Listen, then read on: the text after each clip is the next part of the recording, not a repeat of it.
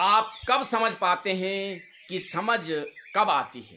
जब मन बहुत शांत होता है, चाहे वह पल भर के लिए हो, जब विचारों का कोलाहल न हो, तब समझ की कौंध होती है।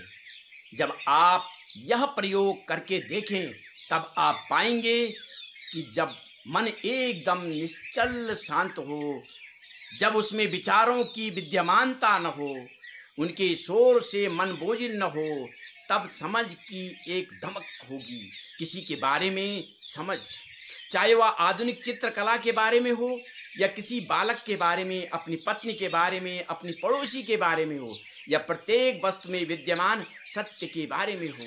समझ तब आ सकती है जब मन बिल्कुल शांत हो। जिस चीज में आप जितनी अधिक रुचि लेते हैं, उतने ही अधिक उसे समझ लेने की आपका सामर्थ्य या शक्ति बढ़ती है।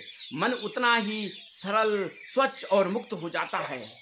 और आखिर शब्द ही तो है, और यह शब्द ही है जो हस्तक्षेप करता है।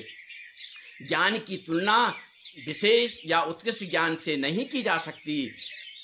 जानकारी समझ बूझ नहीं, बल्कि समझ क्रय विक्रय करने की चीज नहीं होती। यह न तो इसको इकट्ठा किया जा सकता है, न समझ को रटा जा सकता है, और इसका आगमन तो अपने अंदर अहं के स्वानिषेध से हो जाता है।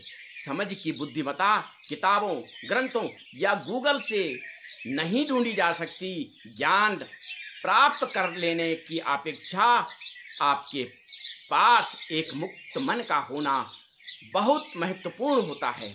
समझ डर अथवा दमन से नहीं आती, बल्कि समझ मानवीय संबंधों में दिन प्रतिदिन की घटनाओं का सापेक्ष अवलोकन करने और उसके ज्ञान से आती है।